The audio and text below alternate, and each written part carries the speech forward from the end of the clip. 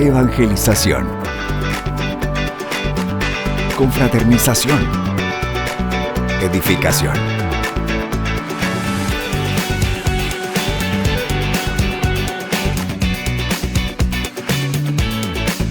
Únete a los que cambian el mundo, una persona a la vez, en La Guía Juvenil.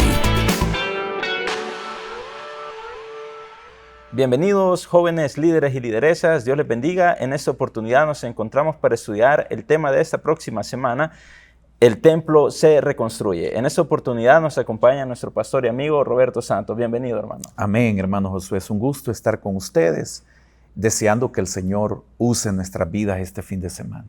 Amén. Ok, el tema, el templo se reconstruye. Amén. Siempre basado en el libro de Esdras, ¿verdad? Veíamos la semana pasada en la lectura, ¿verdad?, cómo Tatenai, el gobernador de la provincia de donde se encontraba Judea, iba a enviar una carta al rey Darío para explicarle y pedirle qué es lo que estaba pasando en realidad en Jerusalén, ¿verdad?, con los líderes judíos, en este caso Zorobabel, ¿verdad?, porque la construcción habían ordenado que se detuviera, pero los profetas habían dicho que siguieran, ¿verdad?, el profeta Ageo y Zacarías. Entonces ellos ponen manos a la obra y en este caso pues el Tatenai pide al emperador de que indague que si en realidad el rey Ciro había dado la orden de hacer la reconstrucción de la ciudad y en este caso específicamente el templo. Entonces el rey pide, ¿verdad?, un tiempo para poder hacer esa investigación y descubre que en efecto él es el que había dado esta orden e incluso pues manda una orden ahora a Tatenai para que incluso sea él quien ayude con recursos materiales humanos a que la obra pues sea terminada. Y vemos cómo esta actitud amenazante de Tatenai ahora es cambiada, ¿verdad?, por la orden del rey, ¿verdad?, quien es el que da la orden que la obra se finalice y que incluso los apoye. Así es. Ese es el apartado para comenzar, hermano. Como una introducción, ¿verdad?, el tema del templo se reconstruye. Así es. Okay. La lectura es Esdras 6, versículo 13 al 18, hermano. ¿Nos acompaña con la lectura? Claro que sí. Vamos a leer la nueva versión internacional, que dice: entonces Tatenai, gobernador de la provincia, al oeste del río Éufrates, y Setar-Boznai y sus compañeros cumplieron al pie de la letra lo que el rey Darío les había ordenado.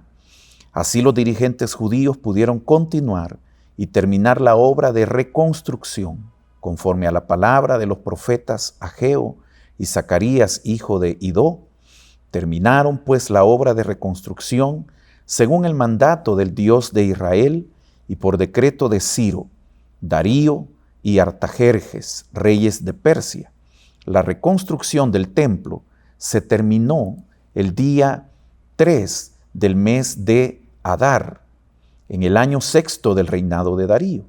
Entonces los israelitas, es decir, los sacerdotes, los levitas y los demás que regresaron del cautiverio, llenos de júbilo, dedicaron el templo de Dios.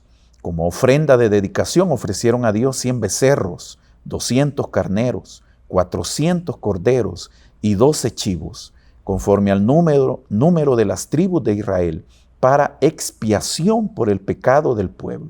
Luego, según lo que está escrito en el libro de Moisés, instalaron a los sacerdotes en sus turnos y a los levitas en sus funciones para el culto que se ofrece a Dios en Jerusalén. Entonces comenzamos con el desarrollo del tema, hermano. Amén. El primer punto es una ayuda inesperada. Así es. Entonces veía en la lectura, ¿verdad?, cómo él desarrolla, ¿verdad?, el apoyo que el rey ahora le está dando al pueblo judío en la reconstrucción del templo. Cabe resaltar que el rey ni Tatenai eran judíos, ¿verdad? Ellos eran de un pueblo extranjero. Pero sí, ¿cómo explicamos la mano de Dios moviéndose en todo eso, hermano? Bueno, Dios tiene propósitos. A lo largo de la historia humana, Dios ha tenido propósitos e Israel no era la excepción, ¿verdad? Israel había sido llevado cautivo por causa del pecado, de la desobediencia, de la maldad que ellos habían cometido, las malas decisiones que los gobernantes israelitas habían tomado. Y eso los llevó a desobedecer a Dios. el propósito de Dios se cumple a lo largo del tiempo. Dios les había dicho a través del profeta Jeremías que ellos iban a estar 70 años cautivos en Babilonia, ¿verdad? Luego el imperio medo-persa conquista a lo que es los babilonios, y allí es donde aparece en escena ya Ciro, Darío, Artajerjes, que son los que Dios usó para que ellos dieran la autorización, el permiso en el tiempo de Esdras, en el tiempo de Nehemías, para que ellos reconstruyeran el templo y la ciudad, ¿verdad? En el propósito de Dios, Dios siempre va a utilizar a quien nosotros menos pensamos, ¿verdad? Por ejemplo, si nos remontamos a la historia siempre de Israel, cuando era cautivo en Egipto, esclavo en Egipto, Dios habla acerca de Faraón y dice, para esto te levanté, para mostrar, dice, en ti mi poder. Nabucodonosor fue un instrumento de Dios. Ciro fue un instrumento de Dios. Ahora lo está haciendo Darío, brindando una ayuda muy necesaria, ¿verdad? Porque siempre van a haber opositores, siempre van a haber enemigos. Sabemos que alcanzar el éxito, alcanzar nuestras metas, nuestros propósitos, Josué, no todos nos van a felicitar, no todos nos van a aplaudir, siempre van a haber obstáculos, sí. Aún en nuestra vida espiritual, el buscar más de Dios, el querer ser mejores en este nuevo año que iniciamos en nuestra vida cristiana, siempre va a haber gente que se va a oponer. Y muchas veces la oposición vendrá incluso de hermanos, de nuestros padres, familiares, y quizás aquel amigo que no es cristiano, aquella amiga que no asiste a una iglesia, nos va a felicitar y nos va a decir qué bueno que sigas en la iglesia, qué bueno que te estés esmerando, etcétera, ¿verdad? ¿Por qué? Porque Dios tiene un plan. En el versículo 7, Dios tocó el corazón de Darío y Darío da la orden e incluso les dice, y no estorben la obra de reconstrucción del templo de Dios. Tatenai quería obstruir, pero ahora se encuentra con una orden real que no podía ser discutida, que no podía ser defraudada, sino que al pie de la letra no le tocó de otra que obedecer, porque en los versículos posteriores al versículo 7, el rey Darío le pide a Tatenai que no estorbe, que los deje trabajar y que debe pagarles los gastos de reconstrucción por medio de la recolección de los impuestos. Sí. O sea, como decimos, hay una frase que se dice, el tiro le salió por la culata, ¿verdad? Exacto. O sea, Tatenai pensó que iba a lograr su objetivo de impedir que los judíos reconstruyeran el templo. Pero Dios, que es soberano, que es todopoderoso, que se hace su voluntad en el cielo, también en la tierra. Ahora se está cumpliendo su voluntad de que los judíos puedan regresar a Jerusalén. Y el templo era el centro de adoración donde el nombre de Dios iba a ser exaltado, glorificado. Y por eso esta ayuda inesperada, ¿verdad? Que quizás ni los judíos, por ejemplo, Nehemías nos narra otra parte de la historia de reconstrucción y él estaba temeroso, hasta se puso triste. Pero como era Dios el que inició este propósito, nadie lo iba a detener. Igual en nuestra vida. Amén. Entonces podemos decir, cuando el Señor da una palabra en nuestro favor, pues nadie puede oponerse. Así es. Por eso la Escritura dice que es mayor el que está con nosotros que el que está en contra. Así es, hermano. Entonces vemos que logran el objetivo de la reconstrucción del templo en aproximadamente unos 20 años. 20 años, porque Ageo los desafía. Ellos se habían acomodado, ¿verdad? Se habían distraído, habían perdido el enfoque, empezaron a construir casas, a habitar las casas lujosas, y ahí es donde Dios, a través del profeta Ageo, les llama la atención y les dice, ¿cómo es posible que ustedes viven en casas bien arregladas y mi templo está destruido. Entonces, ahora sí, la obra iba a empezar en serio, ¿verdad? A una reconstrucción real para que en el tiempo, en la mayor brevedad posible, nuevamente se estuviera celebrando el nombre de Dios en ese lugar. Amén. Entonces, todo lo que alcanzaron la reconstrucción, ¿verdad? Con el apoyo que recibieron de parte del rey, fue por la mano de Dios que se movió en su favor. Entonces, eso nos lleva al siguiente punto. Todo logro es para el Señor, porque fue Él quien nos favoreció, y ahora vemos el acompañamiento fiel, ¿verdad?, de Dios a su pueblo cuando empieza a cumplir su propósito en Él. ¿Cómo podemos aplicar eso en nuestra vida, hermano? Bueno, el Salmo 103 dice: bendice alma mía al Señor y no olvides ninguno de sus beneficios. Él es, dice, el que perdona todas tus iniquidades, el que sana todas tus dolencias, el que rescata del hoyo tu vida, el que te corona de favores y misericordias.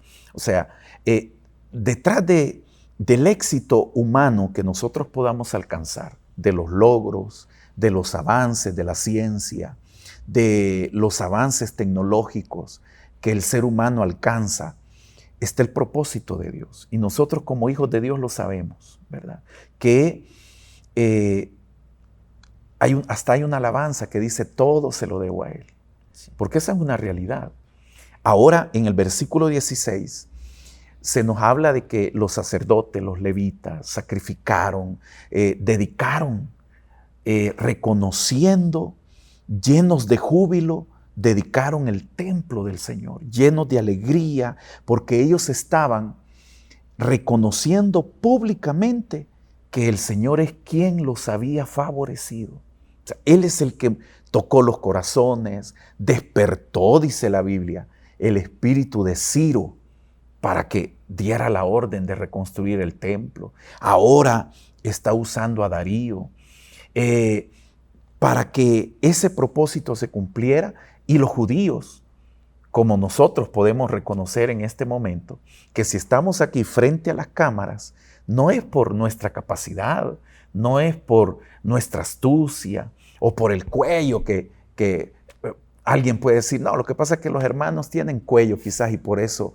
los invitan en la televisión. No, es la gracia de Dios, ¿verdad? Es Dios. Porque sé que es tu sentir, pero y lo comparto. Si a mí me preguntan: ¿alguna vez se imaginó usted en la televisión? No, Josué, nunca. O sea, gracias a Dios que en algo bueno, ¿verdad? No en algo malo, no. Pero nunca. Y los líderes también, ¿verdad? ¿Alguna vez se imaginaron ellos predicándole a los jóvenes? No. Y quizás reciben felicitaciones, quizás los elogian y les dicen: qué bonito estuvo, qué bien, hermano, cómo Dios lo usa, etc. Pero esa es la clave. Dios, ¿verdad? Porque Jesús lo dijo en Juan capítulo 15, porque separados de mí, dijo Él, nada podéis hacer. Entonces los judíos ahora reconocen que habían finalizado el logro de la reconstrucción gracias a Dios. Así es, hermano. Entonces, bueno, creo que si cada uno de nosotros ve hacia atrás para ver el recorrido de nuestra vida, así es, solo podemos ver la mano de Dios en cada momento que nos ha sostenido, y eso pues nos hace adorarle, ¿verdad?, en espíritu, en verdad, en gratitud. Así es, y en la guía está el Salmo 127, versículo 1 como referencia, que es una gran verdad, y dice: si el Señor no edifica la casa, en vano se esfuerzan los albañiles. Dice. Entonces, si el Señor, gracias a Dios, y Pablo lo decía en una de sus cartas, Pablo llegó a decir: por la gracia de Dios soy lo que soy. ¿Verdad? Y ese es el sentir de todo hijo de Dios. Así es, hermano.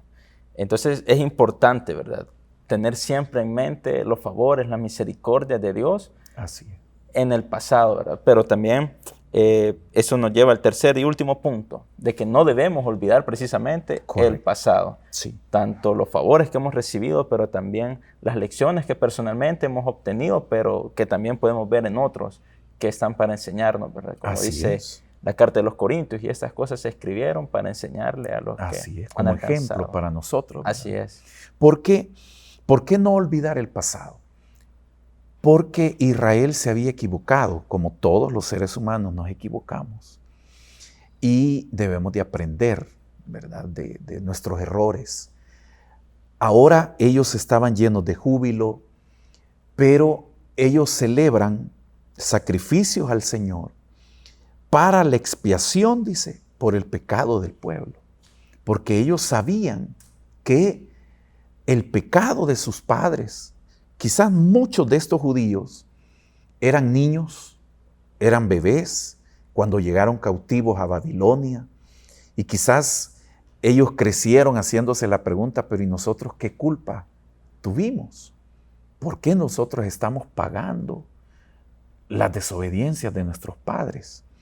Pero la Biblia nos enseña que todo hombre es mentiroso, que todo el mundo está bajo pecado. Entonces, ellos ahora entienden de que los errores del pasado, ahora Dios les da una nueva etapa de oportunidad, de misericordia. Ellos deben de aprovecharlo y no volver a cometer esos errores que se cometieron en el ayer. No volver a cometerlos, porque de lo contrario iban a estar peor. Quiero dar como referencia Eclesiastés 3:15, que dice, aquello que fue, ya es, y lo que ha de ser, fue ya. Pero esta parte es importante. Y Dios restaura, dice, lo que pasó. Dios restaura lo que pasó. Esta es una evidencia de que Dios les estaba dando una oportunidad. Y ahora, aprovechando, sé que hay amigos que nos ven y los líderes y lideresas van a tener en su célula amigos. Ese es uno de los objetivos de la célula, la evangelización. Cada día es una oportunidad que Dios le presenta al ser humano. Dice la Biblia que cada día son nuevas sus misericordias, que Él no nos ha pagado conforme a nuestras rebeliones. Entonces, hoy es un día de misericordia. Los errores que cometimos ayer, antier, hace un año, hace 10 años, si nosotros le pedimos perdón al Señor, Él nos perdona. Y es lo que ha hecho con nosotros. Dice Hebreos que tomó nuestros pecados, los arrojó, dice, al fondo del mar y nunca más se acuerda de ellos. Porque Dios no es rencoroso. Él no guarda rencor. Él perdona, Él nos da borrón y cuenta nueva. Nosotros no olvidamos, pero ¿por qué no olvidamos? Porque ese recuerdo nos debe de llenar cada día de gratitud. ¿De dónde el Señor nos sacó? ¿A dónde estamos hoy? Quizás no estamos a donde queremos llegar, pero ya no estamos donde estuvimos ayer. Hemos avanzado. Entonces, Dios restaura lo que pasó. Amigo, amiga, es una oportunidad, un nuevo día, donde el Señor le concede el privilegio, la bendición de estar en una célula, de oír la palabra de Dios, porque Dios le ama. Y ese es el motivo por el cual los líderes y lideresas invitan, ¿verdad?, instan a los demás jóvenes a que lleven a sus amigos, a los familiares, porque Dios mismo dice en su palabra que Dios no quiere la muerte del que muere. Y amó tanto al mundo que envió el medio para ser salvos. No a cualquier persona, dice, a su Hijo unigénito, para que todo aquel que en Él crea no se pierda, sino que tenga vida eterna. No olvido lo malo que fui, pero eso ya no me daña, eso ya no me impide avanzar en mi comunión con Dios, sino que lo mantengo como ese recuerdo de la gracia de Dios, de lo fiel que Dios ha sido conmigo, de que no mereciéndolo, Él ahora nos tiene, como el Salmo 23 dice, en lugares de delicados pastos me hará descansar. Amén. Sí, hermano, entonces es importante, ¿verdad? Siempre tener presente Sí. de dónde el Señor nos ha sacado. Así es. Y tener ese recuerdo, ¿verdad? Tal vez ya no para martirizarnos, porque si no, pues no tiene sentido, porque ahora vivimos en libertad, pero de igual manera, o sea, siempre estamos propensos a fallar al Señor, Claro. pero creo que el arrepentimiento es genuino cuando ese arrepentimiento incluye un dolor por haberle fallado al Señor y apartarse, ¿verdad? Del pecado cometido, así como en este caso Israel, ¿verdad? La ciudad de Jerusalén fue destruida, el templo fue destruido, pero hoy el Señor les da una nueva oportunidad para comenzar. Entonces nos corresponde a nosotros, ¿verdad? Siempre estar recordando qué es la obra que el Señor ha hecho en nosotros, ¿verdad? Correcto. Entonces creo, hermano, con esto concluimos los 3 puntos. Solo nos queda el apartado de aplicando, ¿verdad? Que esa es la invitación a los amigos, a la conversión, a los hermanos, al reconcilio, ¿verdad? Y es que una vida agradable al Señor, caminar con el Señor de forma que a Él, ¿verdad? Bajo su voluntad, eso es lo que trae un despertar espiritual en nuestras vidas, hermano. Entonces creo que eso es muy importante, vivir en esa armonía con Dios para que le sigamos conociendo y le sigamos amando más. Sí, porque la vida está llena de retos, vendrán dificultades, adversidades. Este nuevo año traerá conflictos académicos, económicos, familiares. Pero si estamos tomados de la mano de Dios, el propósito de Dios se va a cumplir. Se van a levantar Tatenáis, se van a levantar otros enemigos que presenta Nehemías, que se levantaron y se burlaban de ellos. Se va a levantar oposición. Pero si Dios está con nosotros, como dicen por ahí, a veces en el transporte público se ve esa calcomanía, o en los carros, que dice, Dios y yo somos mayoría, ¿verdad? Y esa es una realidad. ¿Puede un joven honrar a Dios? Sí. La Biblia está llena de ejemplos de jóvenes que entregaron su vida al Señor, confiaron en Dios y a pesar de las tentaciones, a pesar de la oposición, de la adversidad, dan paso firme, marchan firme hacia esa meta, a cumplir ese supremo llamado que Dios ha hecho a cada uno de sus hijos, honrarle. Y este sábado es una nueva oportunidad donde el Señor nos permitirá reconstruir nuestra vida. Si le hemos fallado al Señor, la Biblia dice, abogado tenemos para con el Padre, a Jesucristo el justo, el cual es amplio en perdonar. Nadie sobre la faz de la tierra nunca le ha fallado a Dios, todos le fallamos. Así es. Pero qué lindo es saber que tenemos a un Dios que reconstruyó el templo para que le adoraran, reconstruyó nuestras vidas, sigue reconstruyendo hogares, sigue reconstruyendo familias, sigue dando nuevas oportunidades a los jóvenes. ¿Para qué? Para que podamos aprovechar la dicha del perdón en esta vida. Así es, hermano. Y tenemos la ventaja que ahora el templo que el Señor reconstruyó somos nosotros. Somos cada uno de nosotros. Somos su iglesia. Amén. Así es que ánimo, hermanos líderes, lideresas. Dios les usa en gran manera y a seguir en ese camino cumpliendo el propósito de nuestro Señor Jesucristo. Amén. Muchas gracias, hermano. Amén, Josué. Igualmente a los líderes, lideresas que nos han acompañado, muchas gracias por haber estado aquí con nosotros para desarrollar el tema El templo se reconstruye. Esperamos que sea de mucha bendición y que el Señor los use grandemente en sus células con sus grupos de jóvenes. Que Dios les bendiga a todos. Amén.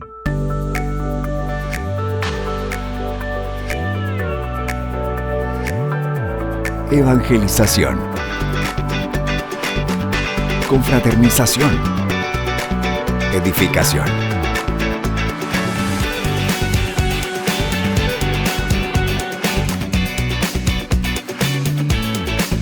Únete a los que cambian el mundo, una persona a la vez, en La Guía Juvenil.